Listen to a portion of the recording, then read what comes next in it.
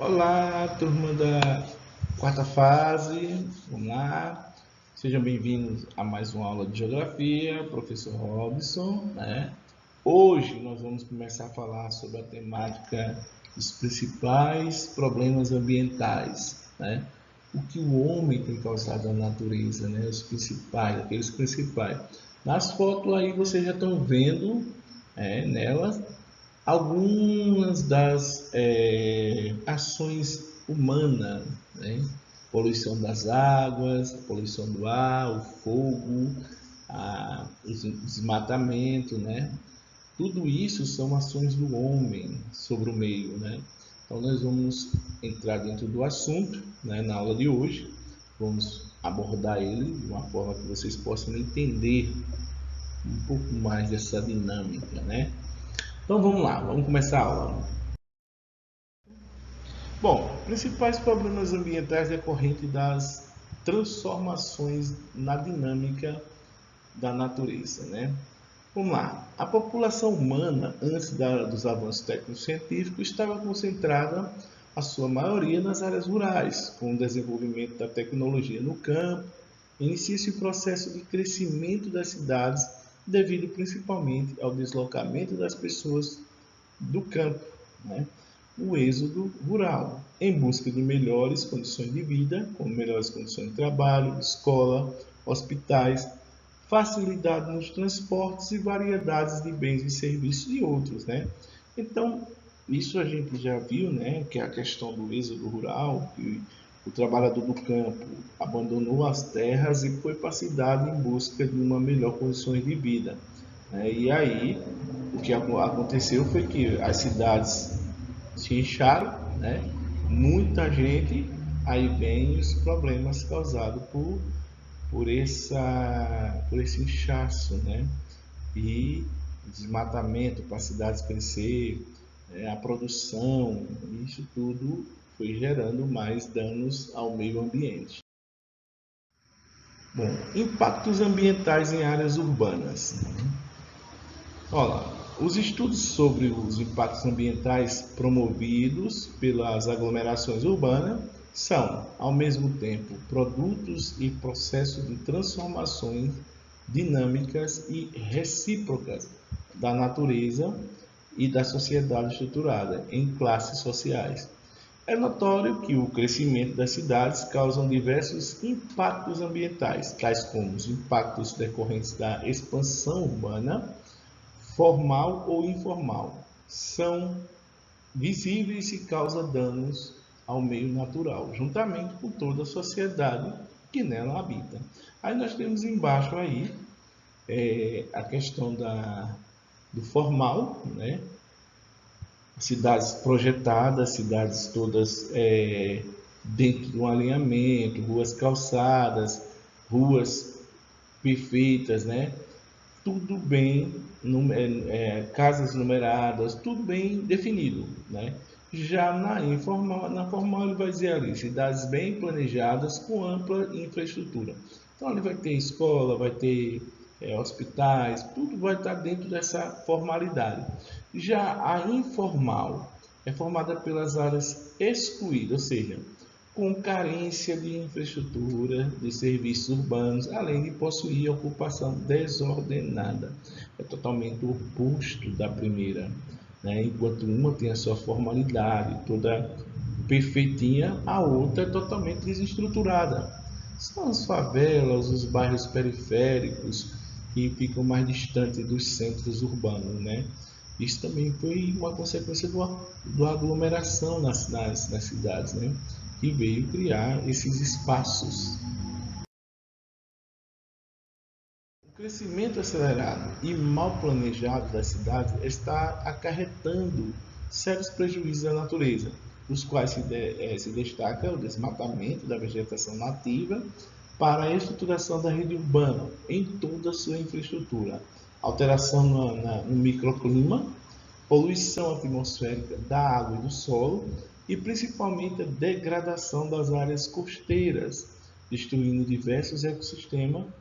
No modelo urbanístico brasileiro, há uma relação direta entre as moradias pobres e áreas totalmente frágeis à beira de córregos, rios e reservatórios, em costas, manguezais e várzeas.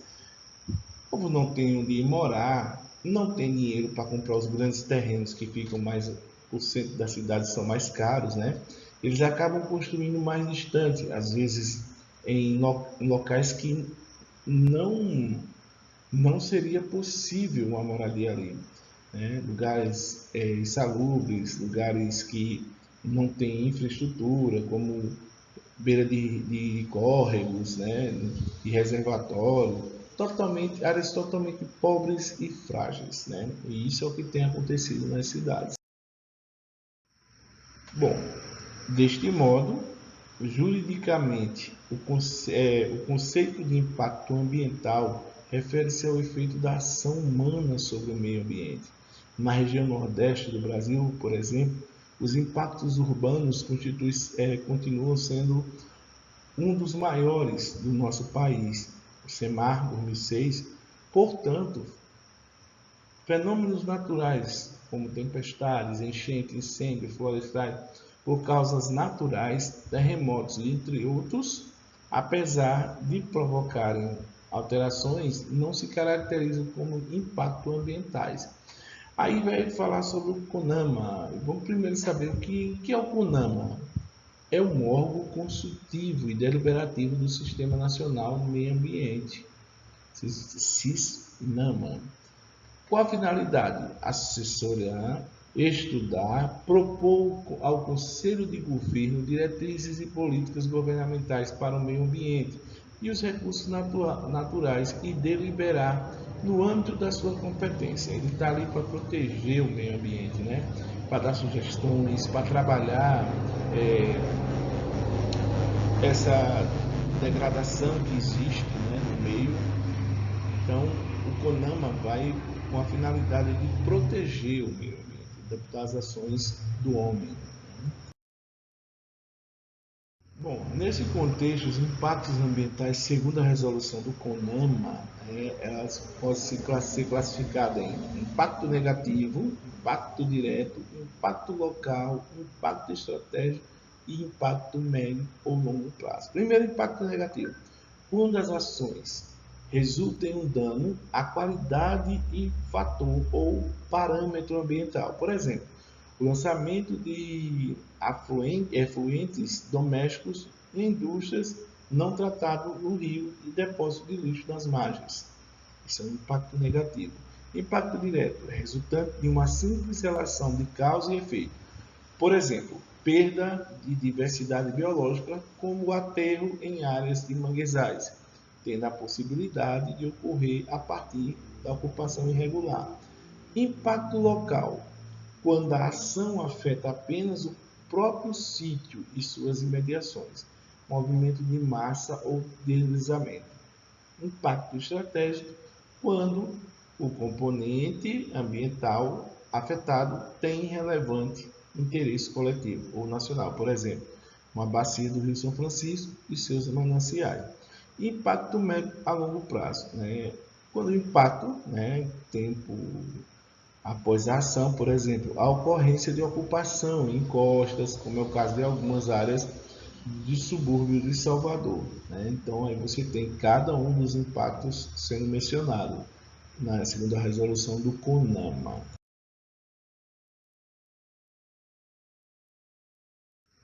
Bom, normas ambientais para diminuir os impactos. O ISO 14000 é um conjunto de normas que define parâmetros e diretrizes de uma gestão ambiental para as empresas privada e pública. Estas normas foram definidas pela Organization for Standardization, ISO, Organização Internacional para a Padronização, e criadas para diminuir o impacto provocado pelas empresas ao meio ambiente. Quando uma empresa segue as normas e implanta processos indicados, ela pode obter o certificado ISO 14000. É como se fosse um selo garantindo que aquela empresa cumpre todos os critérios, né, que que foi feito nessas diretrizes, né? Então, este certificado é importante, pois atesta que a organização possui responsabilidade ambiental, valorizando assim seus produtos e marca. Para conseguir manter o certificado ISO 14000, a empresa precisa seguir a legislação ambiental do país, treinar e qualificar seus funcionários para seguirem as normas, diagnosticar os impactos ambientais que está causando e aplicar procedimentos para diminuir os impactos, ações do impacto. Então, a empresa, para ganhar esse certificado, ela tem que comprovar que ela é amiga da natureza.